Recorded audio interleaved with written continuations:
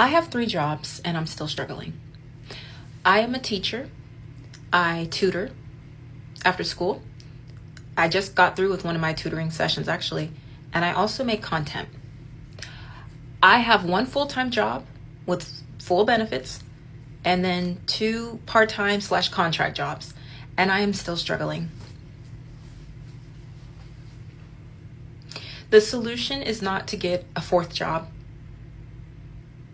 There's something wrong with this world. Something has got to give to where we live in a world where people can work multiple jobs and they're still struggling. What does that say? Like, the solution isn't you need another job or you're just lazy and you don't want to work. We're working multiple jobs. What more do we have to do in order to live comfortably in this world? I think it's ridiculous. I need some advice. So I'm currently at my 3rd job today. I work here 11 to 7, but today's Monday, so I also work at Ulta tonight from 7 to 11. Problem is those two schedules conflict. So I'm going to be here until 7 p.m. and I have to be at Ulta at 7 p.m. It's literally a 25 minute technically drive from this job that I'm at now to Ulta. So I'm sitting here debating which job do I want to either leave early from or get a point for. Now, Ulta, I literally have maybe one more point until I'm fired. Damn, I just dropped my top of my water bottle. I have like one more point until I'm fired from there. So I really shouldn't be risking no points or like lateness with them. And then this new job, I literally just started, so I don't have no points yet. I think accumulate 1 point, and I think it's 12 points before you get fired. So I'm thinking maybe I should just leave early and just take my L with the point. I am going to ask my manager if I can leave early, but if not, I'm just going to have to leave early because I don't know. Like, honestly, this job, the pay is better at this job, but I want to keep all 3 of my jobs. So I don't know. This is what happens when you have too many jobs. Like, your schedules conflict and it's always constantly something to do. Luckily today's Monday, so I didn't have class today, but I got class tomorrow. Tomorrow's one of those days I'm gonna have class all day, get out of class, go to work all night, get out of work, come home, wake up, gym, class, work, gym, class, work, gym, class, work, every fucking day. So what y'all think I should do? Should I just take the L and get my first point at this new job and leave early so I'm not late to Ulta, so I don't get fired from Ulta? Or do I just want to risk getting another point at Ulta and probably getting fired? I don't know. I asked one of my coworkers because they cover partial of my shift, but I doubt they will, so I don't know. I have no clue. I got laid off from the biggest consulting firm in the world a little over a year ago, and I have not been able to find work since. So I was a senior business analyst there at one of the big 3, MBB, and I was one of my entire class to get laid off there. And they did it quietly. They didn't really tell anybody. This didn't make the news, but I genuinely don't know anyone who I was hired with who is still there. And I was told from working at this place that this is your golden ticket. If you have this on your resume, you will be able to get to a job anywhere. Employers will be knocking on your door. It has been like 18 months since that happened. I have not been able to find another job.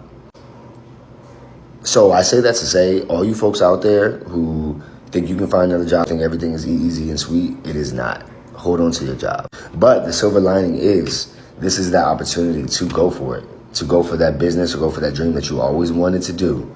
So maybe there is a silver lining. Y'all ever notice how the solution to everything in America is just work more? Like, you could be bleeding out in the street and someone would be like, have you tried door dashing after your 3rd shift? I have so many people in my comments wondering, why do you work 3 jobs? First of all, having 4 kids is not cheap. Yes, they're my kids. I chose to have them. Why do you think I'm carrying my butt to work and providing for my kids for what they need? I'm not asking anybody else to take care of my kids. Like, this is why I work so much, to be able to take care of my kids. I can't help it if I can't get child support. Like, I've tried. I can't help it when they're working under the table and not getting the money. And if you don't know me, my name's Jamie. I'm a mom to 4, and I work 3 jobs. My full-time job, I'm a 911 dispatcher, and my other 2 jobs, I waitress. Yeah, I'm tired. This is why I'm coming up on TikTok to post so I can earn money, so I can slow down and spend time with my kids. I had a woman in the comment yesterday saying this is how she lost her mom because her mom works so much. And that is my biggest fear. of working this much, I don't want to cry. But I don't want to work these jobs, but I have to. You know, rent is outrageous now. Rent is ridiculous. Groceries are ridiculous. Why? I don't understand why prices keep going up. And you know what's sad? This is the honest truth. Things are never going to come back down. They are never going to come back down. They're just going to keep going up. So I feel for my kids when they go out into the real world and have to take care of themselves. You know, my oldest son is 18, almost 19. There's no way he could go move out on his own. There's no way. He couldn't afford it. I don't know how they expect, you know, everyone, you know, all the older generation, why these kids still living at home. Well, Grandpa, rent back then ain't what it is now. Like, rent is quadrupled in price. It's a struggle. But yeah, this is why I work 3 jobs. I have to provide for my kids. Anyways, I'm headed into work to work at Buffalo Wild Wings. Say a prayer that I make big money because I gotta buy groceries. Because apparently the American dream now comes with a punch card. Work 10 jobs, get 1 nap free. What really messes with me is this idea that if you're struggling, it's a personal failure. Like you didn't grind hard enough, like you didn't want it bad enough. No, Susan, some of us want sleep and health insurance and groceries that don't cost rent. We're out here playing corporate Tetris with our schedules. One job ends at 7, another starts at 7. They're 30 minutes apart. Now you're in your car doing math like it's the SATs again, asking yourself, which employer do I disappoint today so I can survive tomorrow? I have 3.5 jobs, and I used to be very embarrassed about that until this year. I have a 9-to-5 marketing job, and I have a serving job. I serve tables 1 night a week, and then I usually pick up on the weekend. And I have a freelance editing job, and I've had consistent work, so I do consider that as another part-time job.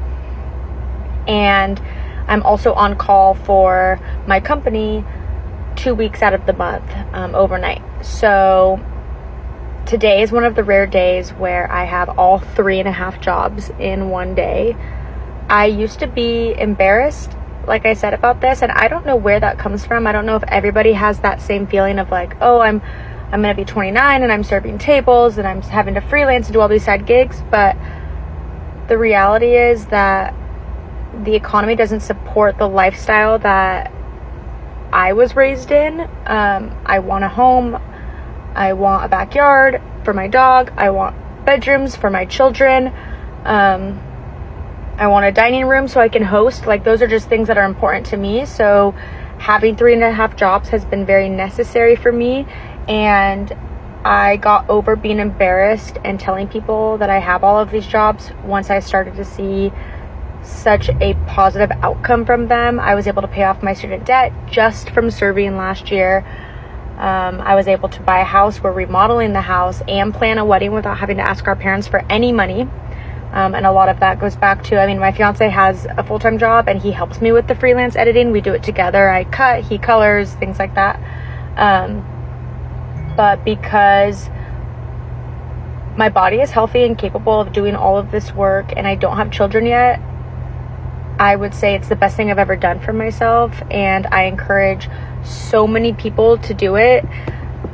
Like, serving is not cringy. Having real conversation with real people about real topics, and you don't get super emotional over things like marketing budgets. And so yeah, today, I don't remember if I already said that, but today's one of the days where I have all 3. So it's 2:42. I'm having lunch right now in my car. I eat my car a lot because of how much I'm working, but I have my marketing job from 9 to 5.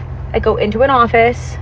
So it's possible to do this if you go into an office, and then I go to my serving job. The work phone is actually going off right now. Serve from 5:30 to 8. The restaurant closes at 8, so I'm only there for 2.5 hours. And the tips are great.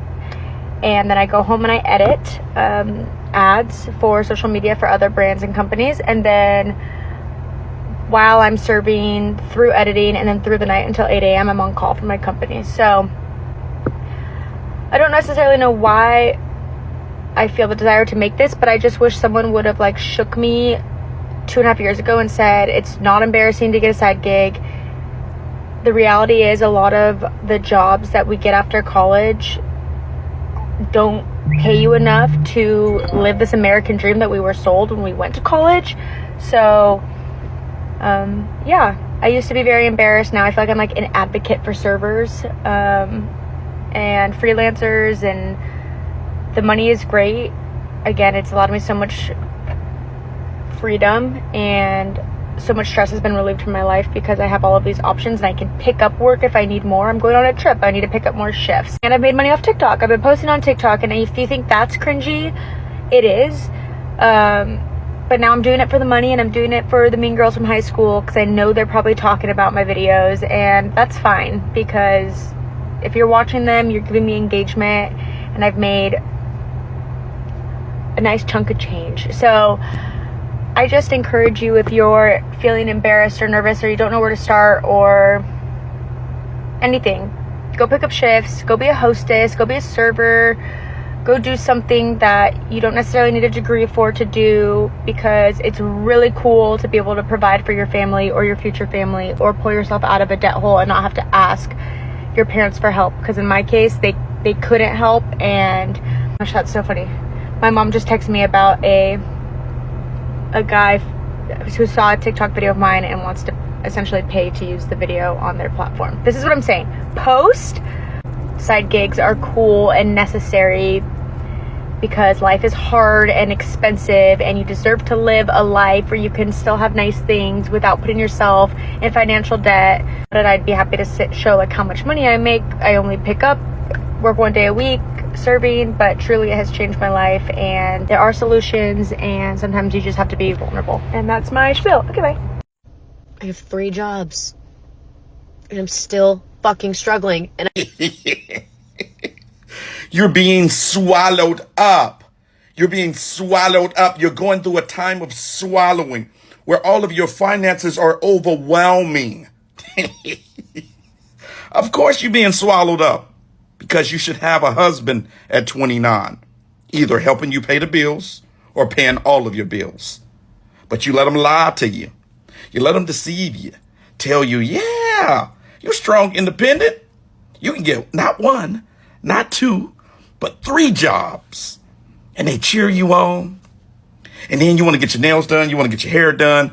You want to get waxed. You want to get all of this other stuff that are really luxury items. And then you run out of money.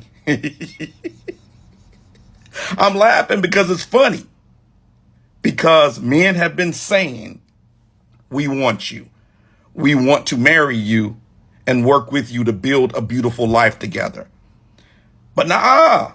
Oh no. Oh no. You don't want to work together because you're strong and independent. You're doing it by yourself. Yet you're struggling. This is the story that I hear all the time when people hit me in my DMs after my lives, when people ask me for advice. This is what I hear all the time. You have to swallow your pride. You have to recalibrate your thinking and find you family, a circle, a man that will put you as the centerpiece of his family and his life. And he will go out there and bust his tail to provide a life for you. Don't let them fool you. Don't let the sisterhood cult tell you, girl, you don't need nobody. You don't need nothing. Oh, yes, you do. Pressure is not made for hips. It's made for shoulders. And the wild part? This isn't laziness. This is Olympic level effort. People aren't working 1 job anymore. They're working a job, a side hustle, a backup side hustle, and a just in case everything collapses hustle. And somehow we're still gaslighting ourselves into feeling embarrassed about it. Embarrassed for working in this economy? At some point, we need to say it out loud. The system is broken. Because if someone can be educated, employed, motivated, disciplined, and still stressed about points, schedules, and getting fired for being human, that's not a character flaw. That's structural nonsense. But here's the flip side nobody talks about enough. There's power in having options. Not glamorous power, not CEO morning routine power, but real power. I owe so much in fucking taxes, y'all. Last year, I worked 3 jobs, so let's talk about how much I owe in taxes since it's a lot and I'm a little overwhelmed, a little sad. Actually, I'm not a little sad, I'm very sad. It's hitting me right now because I was driving home and I thought about it. I'm like... So last year I made, just to be sure, $71,808. Now, with my 2 jobs, I've already been taxed from that, right? So I work at Aldi and Walmart. With social media, though, I have not been taxed on that yet, and I made almost 20 grand from just social media. With that being said, after all the write-offs that my guy Jerry was doing for me, which he came in clutch, such as write-offs on like mileage, my phone, filming equipment, tripod, ring lights, I still owe $7,034, and that's just the price you pay when you do social media, since you don't get taxed until the end of the year, unfortunately. The person I went to is Jerry. He charged me $80, and he is in Westminster. If you want the specifics, just DM me. But I'm a little sad, so I'm gonna go eat some ice cream and cry about it, y'all. Bye. You know, I thought I was a really hard worker, and I still think that, but I've been working 3 jobs for all of December, and I'm so tired and so grumpy, and I'm done. It's positive because I had a retail job that I've been working since we've been back in Oregon, but I got a job at a local paper, which is great and much closer to what I actually want to do, but I had to give my notice at the retail job, and it's December. So if you've ever worked retail, then you know December and retail around Christmas, it's just insane. And so I was like, I'm not going to be that guy and quit before holiday season, because I got the job on like the 13th or something. And so I was like, I'm not going to quit before things even get bad around here. So I decided to be a good person and stick it out, and I'm regretting that. Then I'm working back at the bookstore coffee shop that I worked at before I went to grad school. I will be keeping this job with the newspaper job because the newspaper job is only part-time, so I needed something else. So I'm doing that, and that has only been a little bit. That's been a little bit more sporadic. But still, the main issue here is that at the retail job, we're supposed to get 2 days off a week, okay? Because I'm training at the newspaper job and then also been working at the coffee shop bookstore, I don't get many days off. I worked 13 days in a row, and then I had 1 day off, and then I had to work at the newspaper while I was supposed to be having my other day off from the retail store. Now, on my next day off, which will be the 23rd, I will be again at the newspaper. Then I work Christmas Eve. I do get Christmas off, so that's good. But then I work at the store until the 30th, which is my last day. And then, you know, the cats didn't let me sleep last night. So there's that. I'm doing an open to close today. Or an open to 30 minutes till close. So close enough. I'm just I'm so tired. And I understand that the job market is tough right now, and so I'm not trying to be insensitive to anyone. I'm so tired. My body is not built for this. I have chronic health issues. I have chronic pain. I'm not built for this. And it's not even like, you know, my goal is to write a novel. Like, that is my ultimate goal. Like, that's my biggest goal for 2026 is to finish my first novel. And working every day on that is something that I could easily do, right? That's something that I am so in love with and so passionate about, and I really love the story that I'm creating and the world that I'm creating, and I could write that from bed on certain days if I really didn't feel like sitting at my desk. But I really do think, truly, it's the retail that's pushing me over the edge. It's the standing up all day in a very small store where people are pushing against me up against shelves and shit because it's so small in there and there's so many people. And I'm so tired of having to talk to the public about it. Anything really is actually what it comes down to. Bookstore coffee shop is great because, you know, if I really don't want to talk to anyone, I go on the bar and I make coffees. Or I talk about books, which I love.